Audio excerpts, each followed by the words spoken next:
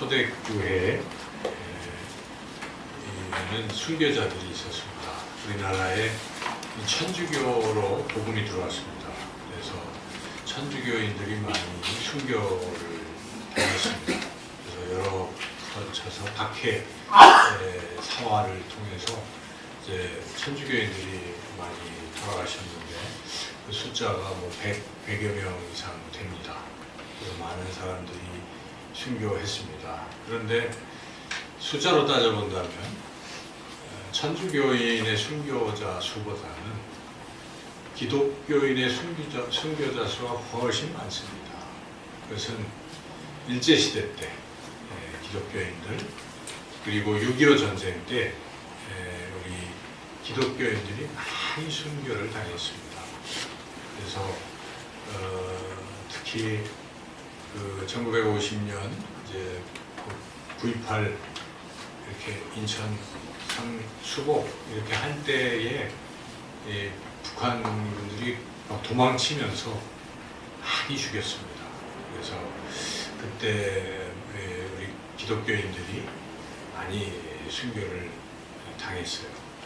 그래서 특별히 어떤 뭐 이 완주, 전주 밑인가요? 이 완주 뭐 이런 데는 그냥 한 교회가 거의 다 이렇게 순교하는 이제 이런 일도 있었습니다. 그래서 완주의 신월교회라든지 또 전북의 김제도 김제만경교회 또 전남 영광의 염산교회 이런 교회에 순교자들이 굉장히 거의 뭐 교인들이 많이 돌아가시고 그래서 많이 순교를 당했습니다. 근데 이렇게 이제 파악을 하고 있는데 모르는 것도 많이 있습니다.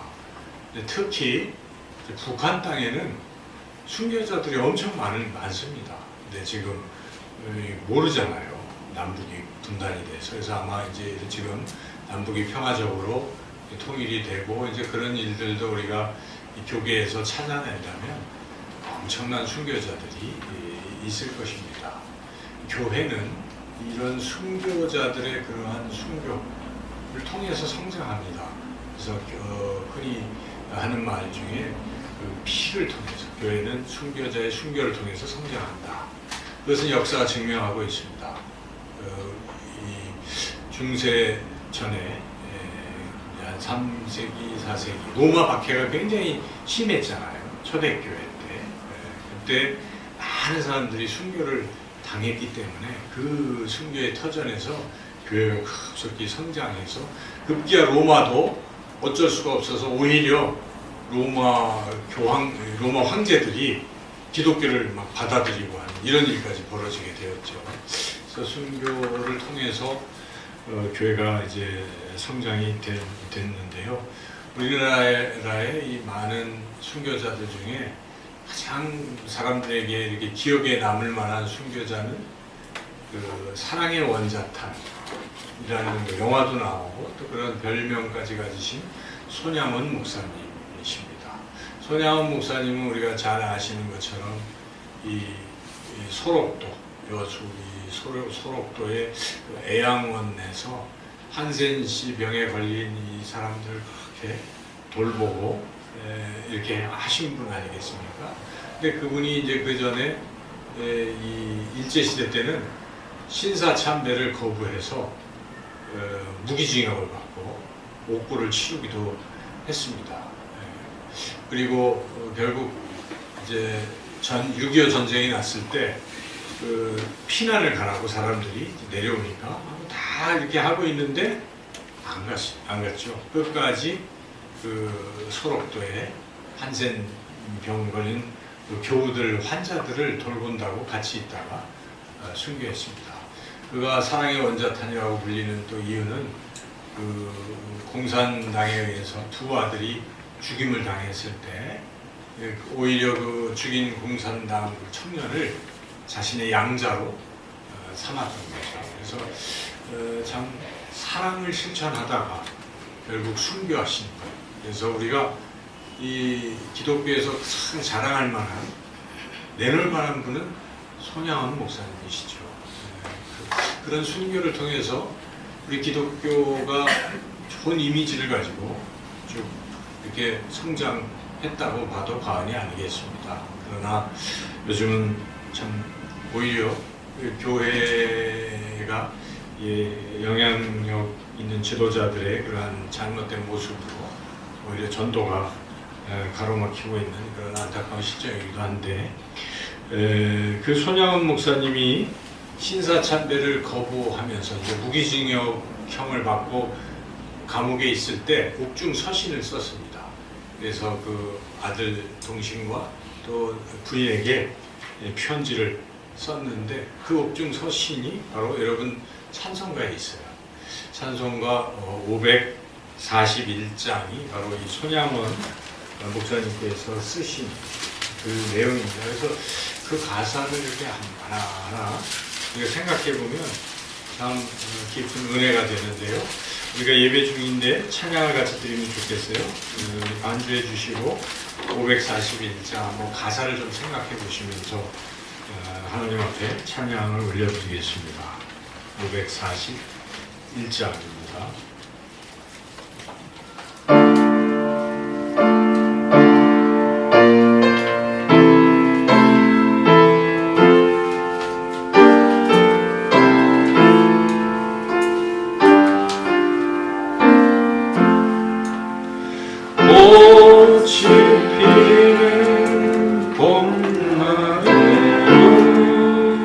주 사랑 있으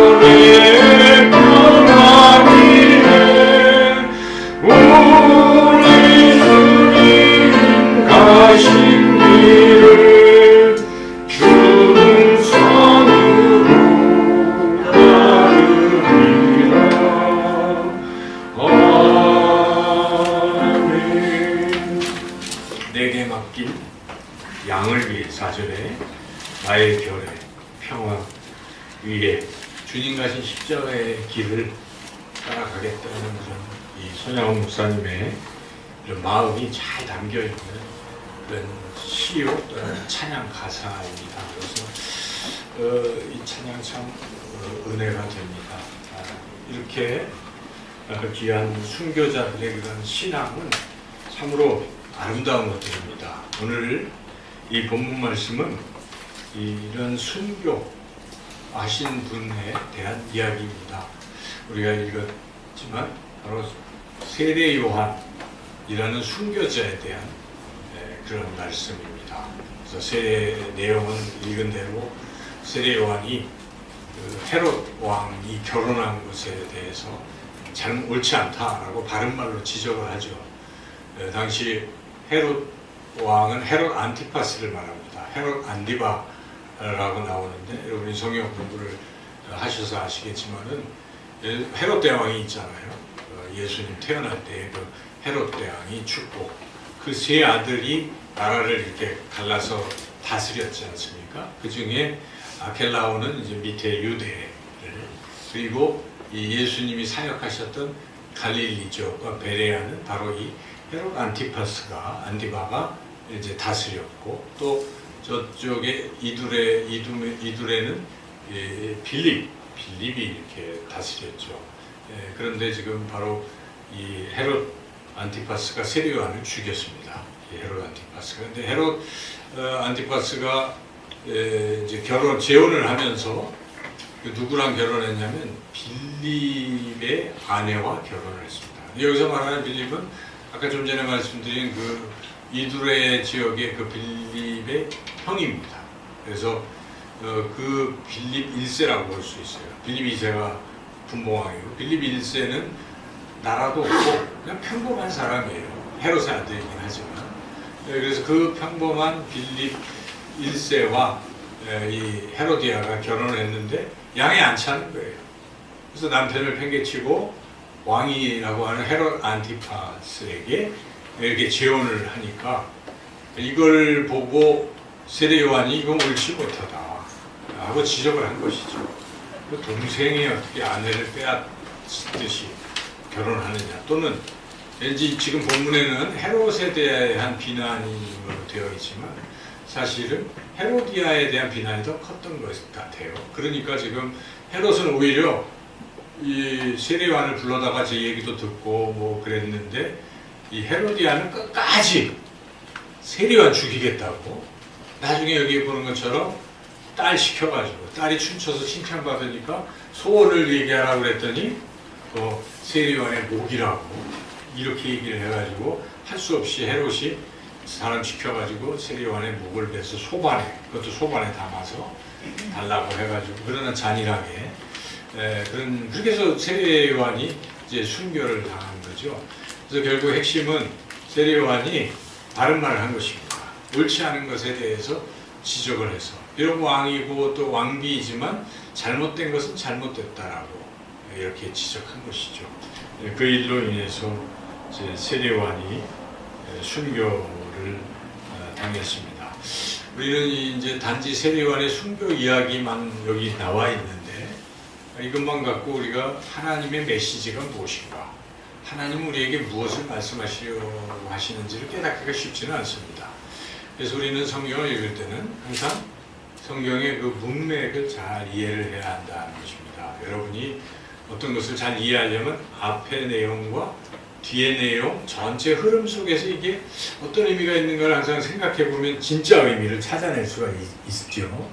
그래서 많은 글들에 보면 중간에 뭐 그냥 이야기가 쏙 삽입됐는데 이게 예화인지 뭔지 모르잖아요. 지금 이 세례 요한의 이야기가 이게 무엇 때문에 마가는 이것을 기록했을까를 그 의도를 잘 파악해내는 것이 하나님의 뜻을 우리가 깨닫는 비결입니다.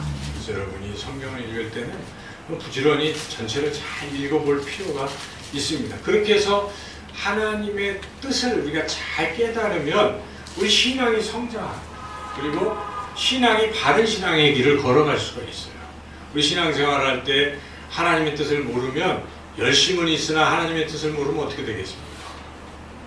잘못된 길로 가는 거예요. 자기는 모르게. 그래서 바리새인들이 그러잖아요. 성경 진짜 열심히 있는 바리새인, 뭐 사두개인 등등 그렇게 남들 이 소위 백성들보다 더 열정적이고 더 종교적이었던 그들이 도리어 구원에서 제외되고 구원에서 제외되는 정도가 아니라 우리 예수님이 이 회칠한 무덤 같은 자들아, 독사의 자식들아 이런 욕을 먹잖아요. 그래서 신앙을 잘한다는 것이 무엇이겠습니까? 그것은 다른 그건 무엇보다도 하나님의 뜻을 잘 아는 것입니다. 그러면 하나님의 뜻을 잘, 기도도 왜 합니까? 하나님의 뜻을 알려고 기도하시는 거 아니겠습니까?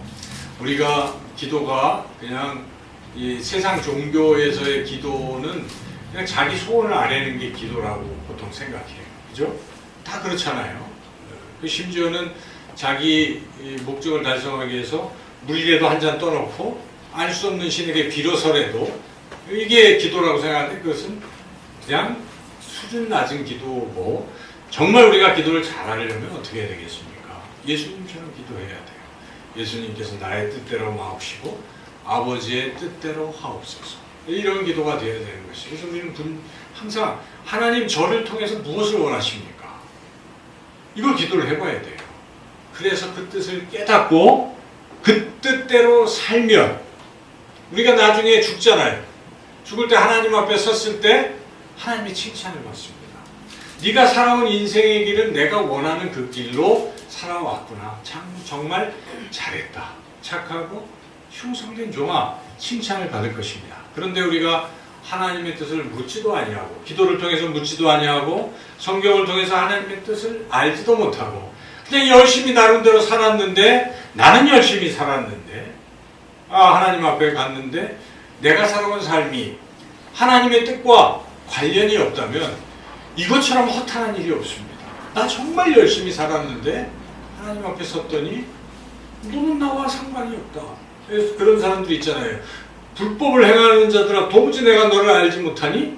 예수님이 마태복음 7장에서도 그렇게 제가 주의 이름으로 귀신을 쫓아내고 주의 이름으로 많은 일을 했나이다 했는데 웬걸 예수님께서 그렇게 말씀하시지 않습니까? 그래서 우리가 무엇보다도 신앙을 잘한다는 것, 하나님의 뜻을 잘 아는 것입니다. 우리가 지난주에는 신앙의 단계 속에 마지막 그림을 그렸잖아요. 예수님의 주신 사명을 받아서 그 사명을 감당하는 이러한 삶이 가장 원숙하고 최종적인 그림이다. 우리가 그렇게 말씀을 들었는데 중요한 것은 하나님이 내게 무엇을 원하실까? 이걸 우리가 분주히 알아야 됩니다. 오늘 이 성경 말씀 속에서도 하나님의 뜻이 무엇인가를 잘 깨달을 필요가 있다는 것이죠. 그러기 위해서는 문맥을 알아야 되는데 앞뒤에 이 말씀을 잘 알아야 돼요. 지금 이 이야기는 갑작스럽게 나온 이야기입니다. 쭉 가다가 갑자기 들어왔기 때문에 이 이야기는 그야말로 삽입이에요. 삽입. 어떤 예화나 무슨 뭘 위한 이야기라는 것이죠. 그래서 여러분들이 오늘 이 본문에서 그 앞뒤의 말씀을 이걸 빼고 한번 읽어보면 이것 자체가 우리에게 주는 의미가 무엇인지 우리가 짐작해 볼 수가 있습니다. 그래서 6장 12절 13절과 마지막 30절 말씀 우리 한번 쭉 읽어보겠습니다. 제자들이 나가서 회개하라 전파하고 많은 귀신을 쫓아내며 많은 병자에게 기름을 발라 고치더라. 사도들이 예수께 모여 자기들이 행한 것과 가르친 것을 낱낱이 고하니. 자연스럽게 연결되지 않습니까? 지금 예수님께서 둘씩 지어서 전도해라. 사명을 이제 맡겨주시니까 가서 열심히 전도했어요. 12절, 13절 전도했습니다. 뭐 귀신도 쫓고 고치기도 하고 가르치기도 하고 전파도 하고 했어요. 그리고 와서 지금 예수님 앞에 와서 뭐 하고 있습니까? 30절에 보고하는 거예요. 이렇게 했습니다.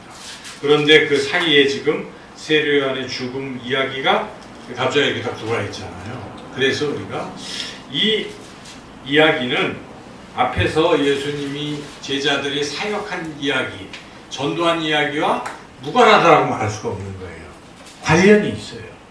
아주 깊은 관련이 있는 것입니다. 그래서 우리가 전체적으로 이 세례요한의 죽음과 이 앞뒤에 이걸 연결해 본다면 왜 하나님께서는 마가를 통해서 이 이야기를 여기에 두고 우리에게 지금 오늘날 말씀하고 계신가? 그 이유가 무엇이겠습니까? 그래서 크게 세 가지의 의미가 있습니다. 그래서 우리가 그 세 가지 의미를 함께 은혜를 나누려고 합니다. 첫째는 지금 앞에서 이렇게 전도한 그 일의 영향은 그 나타나는 효과가 무엇인지를 먼저 이 세례요한의 죽음 전에 이 앞에 또 짤막하게 이야기를 합니다. 14절, 16절이 그 단락인데 한번 14절에서 16절 같이 읽어보겠습니다. 이에 예수의 이름이 드러난지라 헤로당이 듣고 이르되 이는 세례요한이 죽은 자 가운데서 살아났도다.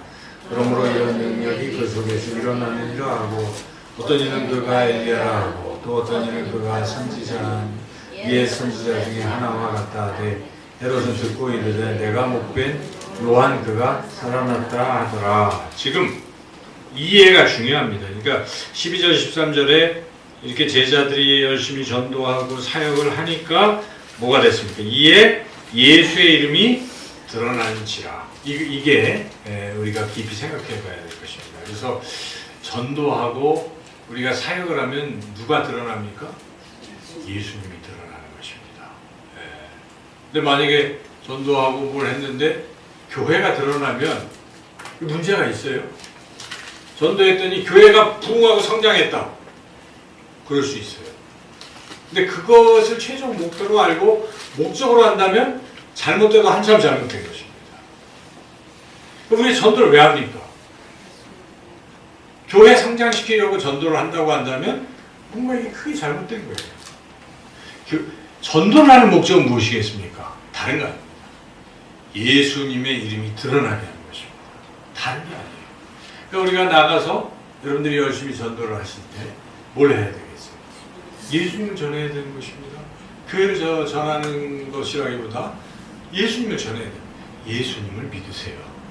예수님을 믿으세요. 예수님을 믿으시면 평안이 있으시고 구원을 얻습니다. 이거를 전하는 거예요. 나가서 부지런히.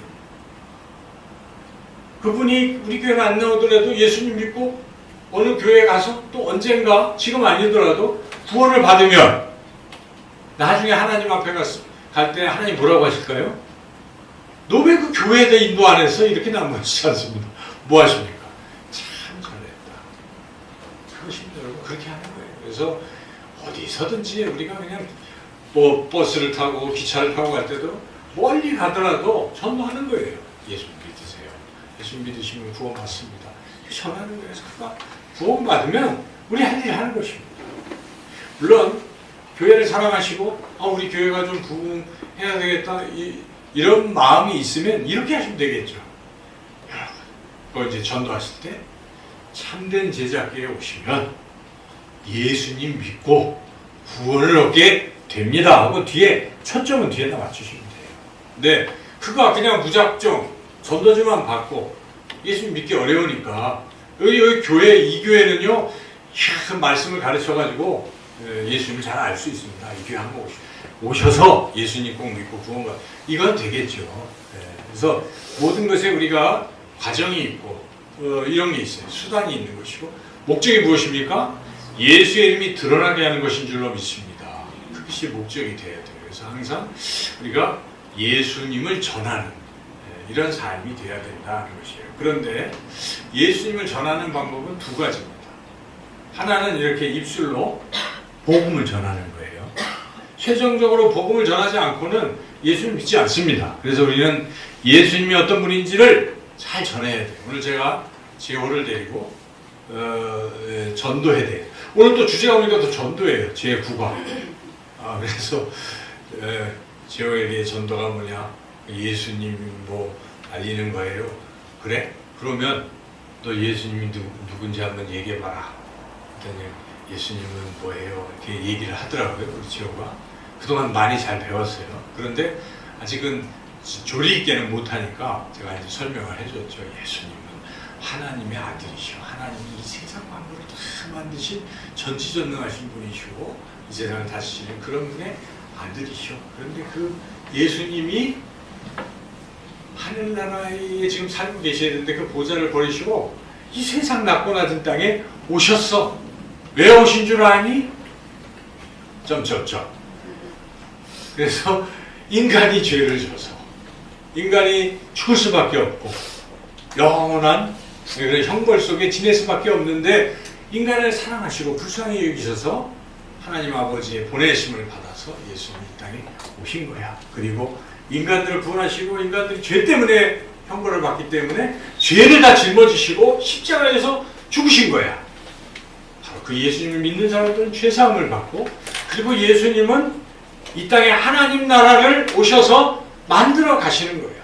오시면서 하나님 나라가 시작되었고 지금도 계속 진행형이야. 그렇지만은 완성되지는 않기 때문에 예수님이 다시 오셔서 새하늘 새 땅을 요한계시록 맨 끝에 그거잖아요.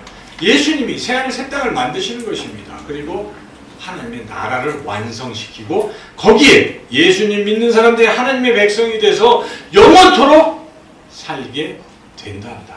이 예수님이 얼마나 좋으니 우리를 구원하신 예수님을 전해야 된다. 이렇게 제가 가르쳐줬어요.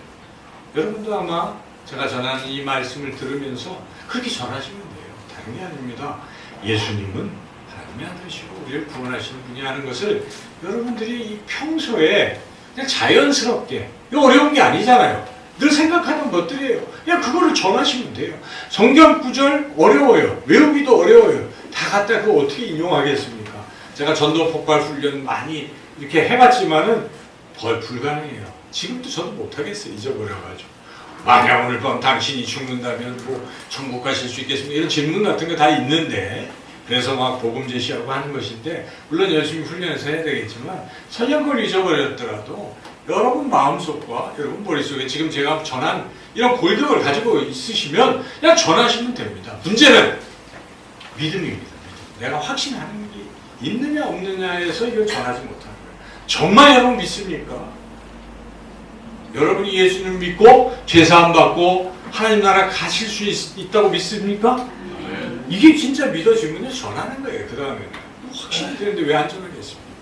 그러니까 우리가 그런 믿음을 가지고 그 다음에 내가 정말 구원을 받았다 확신이 들면 그 다음에 진짜 확신이라면 불쌍한 마음이 드는 게 예수님 믿고 은혜 받은 사람에게 나타나는 특징입니다. 안 그렇습니까? 여러분 예수님 믿으면 사람이 변화됩니다. 착한 사람이 돼요. 좋은 사람이 돼요. 그렇지 않습니까? 예수님 믿는데도 더 이기적이고 악한 사람이 됐다면 뭔가 좀 잘못 믿고 있는 것입니다. 뭐 잘못 들어간 거예요, 복음이. 그런데 정말 예수님이 나를 위해서 죽으셨다. 예수님은 모든 것을 버리셨다. 생명도 버리셨다 하는 게 확실히 들어오면 그 사랑이 내 마음에 작동이 되면요. 주님은 날 위해서 그러셨는데 내가 못할 게 뭐가 있나. 다른 사람은 내가 왜 미워하지? 주님은 죄인 나를 사랑하셨는데 미움이 사라지는 것입니다. 그걸 깊이 생각하면 십자가가 모든 게 능력의 근원이라는 것입니다. 그래서 십자가를 생각하면 사랑하게 됩니다. 십자가를 생각하면 주게 됩니다. 십자가를 생각하면 뭐 돌보게 되는 것이죠.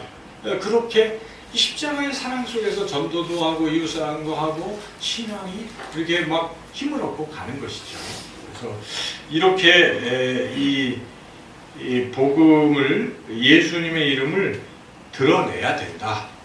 그런데 이제 그렇게 입술로 복음을 제시하는 게 하나 있고 또 하나는 무엇일까요? 우리의 말과 또 우리의 행동, 우리의 모습이 예수님을 드러낸다는 것입니다. 내가 예수님 안 믿는다고 속이면 몰라도 여러분이 가게에서나 또 어떤 직장에서나 사업체에서나 어디든지 나는 예수님을 믿는다고 공표가 되면 어떻게 됩니까? 그 다음부터는 나의 이것으로 인수정은 다 누구를 드러냅니까? 내가 막 막아도 예수님을 드러내고 있는 거야. 아이 저 사람 예수님 믿는 사람이야. 예수님 믿는 사람이 왜 저렇게 사납게 이야기를 하지? 예수님 믿는 사람이 왜 저렇게 화를 내지? 예수님 믿는 사람이 왜 저렇게 얌체지? 그게 다 뭡니까? 그 사람은 뭐라고 생각합니까? 예수님이 그런 분인가 보다. 그렇게 생각하는 거예요. 그러니까 결국 예수님이 그렇게 드러나는 것입니다. 우리 때문에 예수님이 잘못된 모습으로 세상에 비추어지는 거예요. 지금 무슨 성체 논란 때문에 시끄럽잖아요. 정말 저도 막 흥분이 되고 그렇습니다. 근데 그렇게까지 그 사람들이 얼마나 이 또 기독교에 반대적인 마음을 갖고 있는가도 드러내고는 있는데 여하튼 우리의 책임도 있어요. 그래서 우리가 우리의 말, 언행, 이런 모든 심상, 마음 먹는 거, 생각하는 이런 것들이 다 뭐가 지금 하고 있습니까?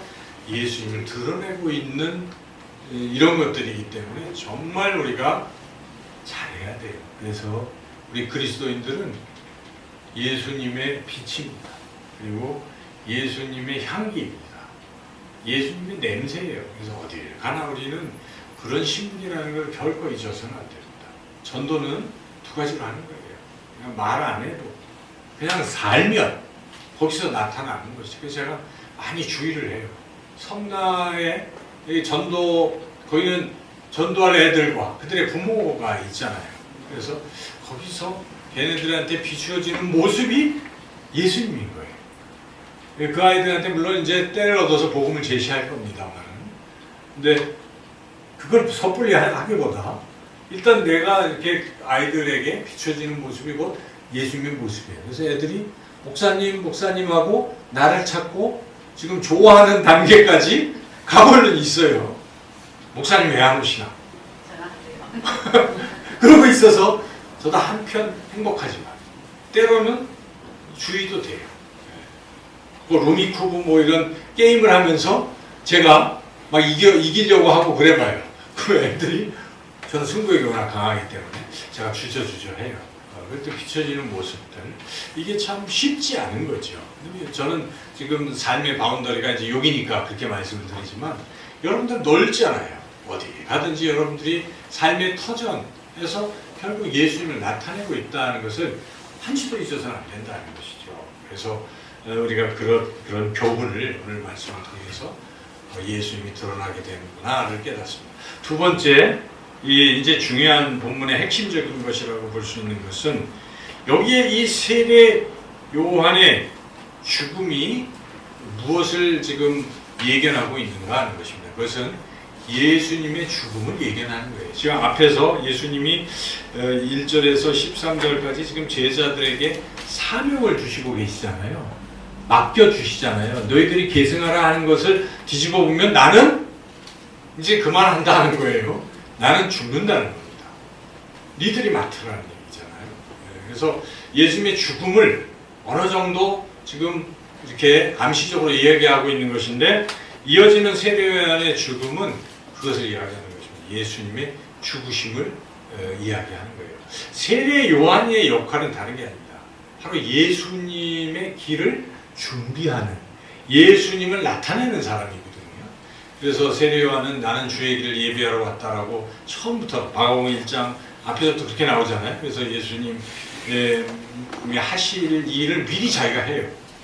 회개하라, 하나님의 나라가 가까웠으니 복음을 믿으라, 똑같이 세례요한이 똑같이 동일하게 선포하거든요. 그리고 세례를 베풀어요. 그리고 예수님이 이어서 복음을 전하시고 세례를 베푸시는데 차이가 있어요.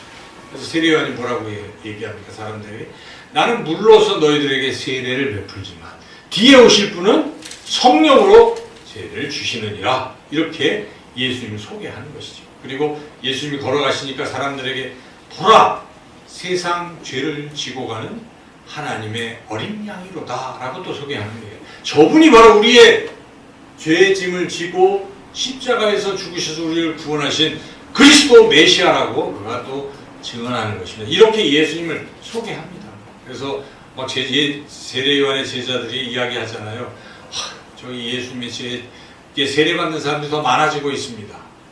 여러분, 시기심이 나오고 질투심이 날만도 한데 세례요한은 뭐라고 얘기합니까? 그분은 흥하셔야 하고 나는 쇠해야 하는 거야. 그게 맞는 거야. 너희들도 가라.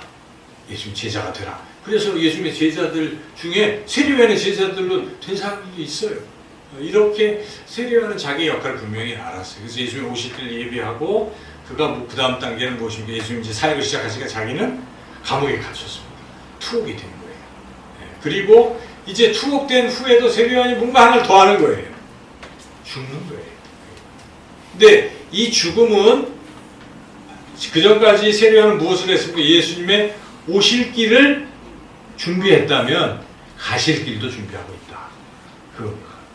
예수님이 십자가에 가실 그 길도 세례요한은 또한 보여주는 거예요. 그래서 자기가 실제로 죽는 모습을 통해서 예수님도 이렇게 죄도 없으시면서 죽으신 것을 여기에 보여주는 것입니다. 그래서 마가는 지금 이 세리요한의 죽음을 여기에 배치함으로써 곧 예수님의 십자가의 죽음을 나타내려고 하는 것입니다. 그래서 우리가 이 본문을 읽으면서 그래서 단순하게 세리요한이 죄도 없는데 못 배워서 막 감옥에 고생하다가 돌아가셨구나. 순교자 세리요한 하고 우리가 안타까운 마음이 들잖아요. 그걸로 멈추면 안 되는 것입니다. 우리는 여기서 예수님이 우리를 위해서 죽으신 것에 대해서 우리가 깊이 생각하고 감사하고 감격하는 자리로 나아가야 된다는 것입니다. 여러분, 예수님의 죽으심에 대해서 얼마나 깊이 생각해보고 살아가십니까? 우리는 늘상 듣는 얘기인지라 저 십자가는 그저 장식이려니 할 때가 많아요. 그러나 여러분이 좀 더 진지하게 날마다 십자가를 바라봐야 됩니다. 신앙은 십자가에서 출발되는 거예요. 그래서 사도 바울이 나는 십자가 외에는 아무것도 자랑하지 않겠다 하는 것이 십자가에서 보면 힘이 나오기 때문에. 여러분 십자가를 바라보면 어떤 생각이 듭니까? 아휴, 내가 죄인이구나 하는 생각이 들고 내 죄를 위해서 예수님이 죽으셨구나 하는 게 자꾸 생각이 나는 거예요. 그래서 그 십자가의 사랑 때문에 내가 이렇게 회복이 되고 또 살아가는구나. 그런 십자가의 능력인 것입니다. 그러니까 십자가 모든 찬양에는 십자가 찬양이 반드시 있어야 돼요. 모든 설교에는 십자가 설교가 반드시 있어야 돼요. 십자가가 없는 것은 아무것도 아닌 거예요. 사실 여러분. 껍질이에요. 껍질. 우리가 껍질 신앙을 가지면 안 돼요. 그러니까 십자가 신앙으로 가야 되는 것이죠. 그래서 우리 예수님이 나를 위해 죽으셨다는 것을 우리가 이 본문을 통해서 분명히 깨달아야 한다는 것이고, 마지막 세 번째는 지금 아까 이런 마가가 샌드위치 구조를 통해서 앞단락을 잠깐 멈추고 이걸 집어넣고 다시 연결하는 의도는 앞뒤에서 했던 이 선교 또 이 사역을 감당하는 이런 일에 있어서 중요한 자세는 세례 요한과 같이 목숨도 걸고 하라 하는 것입니다. 이런 교훈을 우리에게 분명히 주고 있는 것입니다. 그래서 세례 요한은 의를 위해서 하나님 나라를 위해서 생명을 걸고 그렇게 했어요. 근데 우리도 제자들도 그렇게 해야 된다는 것을 가르치고 있는 것인데, 오늘 우리가 이 말씀을 읽을 때는 우리가 제자인 것입니다. 우리는 과연 주님께서 주신 이 사명을 감당할 때 어떠한 자세, 어떠한 모습으로 이걸 감당하고 있는가를 한번 깊이 생각해 볼 필요가 있어요. 저는 늘 그런 생각을 해요. 이게 사는 게 길지 않다는 생각을 자주 합니다. 우리 인생이 별거 아니라는 생각이 많이 들어요. 이렇게 사나 저렇게 사나 다 시간이 지나면 다 가는 게 인생이잖아요. 그런데 보람 있는 인생을 살아야 됩니다. 제가 목회를 한 것도 사실 그랬어요. 이제 마흔을 바라보면서 몸도 아프고 또 박사학위도 받아야 되겠고 그러면서 하나님 앞에 작정 기도를 한다고 나름 20일을 작정 기도를 하는데요. 그런 생각이 드는 거예요. 허무한 거예요. 그래서 건강해서 박사학위를 받고 또 뭘 한들 그게 무엇일까 하는 생각이 저한테 들었어요. 그러면서 죽음이라는 생각이 들었고, 죽음에 직면한 제 모습 속에 하나님 제게 말씀하시는 것처럼 저는 들었어요. 그래서 넌 뭘 하려고 하느냐 하는 질문에 대해서 그때 제가 부족하지만 주님이 원하시는 대로 뭔가 헌신하며 살고 싶습니다. 제가 그런 기도를 이제 20일은 또 드리게 됐어요. 근데 그렇게 기도하니까 마음이 평안해졌고 뭔가 그 열정이 더 막 확실히 물밀듯 올라왔습니다. 그래서 그 뒤에 이렇게 저렇게 하나님의 음성을 들으려고 또 세미한 음성을 이렇게 하다가 목사님 통해서 주의 길을 가라 하는 말씀을 듣고 제가 눈물이 났어요. 하나님 나에게 말씀하셨다고 믿고. 그래서 오늘 이렇게 왔어요. 근데 저는 이제 지금까지 오면서 가족들은 그래 미안하지만 적어도 저는 너무 행복한 거예요, 사실. 너무 즐거워요. 제 삶이. 보람이 있어요, 저는. 비록 조그만 교회의 목사라고 남들은 뭐라고 볼지 몰라도 저는 감사해요. 여러분들이 참 귀한 분들이고 저에게는 사역의 장이 있다는 것도 감사하고 저는 그래서 그냥 감사해요. 이렇게 이렇게 있는 것 자체가, 삶 자체가 기쁨이다. 여러분, 인생은 그렇게 긴 것도 아니요. 또 그냥 먹고 사는 거 다 살아가는 거잖아요. 근데 그게 전부가 아니잖아요. 무엇이 의미가 있겠어요? 하나님이 기뻐하시는 것. 하나님 우리를 특별히 충성되게 여겨서 어떤 사명을 주셨다. 그것이 교회를 통해서 주신 사명이잖아요. 그럼 그것이 남들이 보기에는 어떻게 보일지라도 귀한 것이에요. 귀한 사명을 내가 받고, 야, 이 사명을 감당할 때 세례 요한은 생명도 되는데 내가 목숨까지 바치지 못하는 요망저, 그래도 하나님 보시기에 부끄럽지 않게 한번 최선을 다해야지. 매사에 최선을 다해야지. 그렇게 한 걸음 한 걸음 살아가시면 주님께서 기뻐하시고 부족하고 연약한 우리를 통해서 하나님의 놀라운 역사를 이루어 가실 줄로 믿습니다.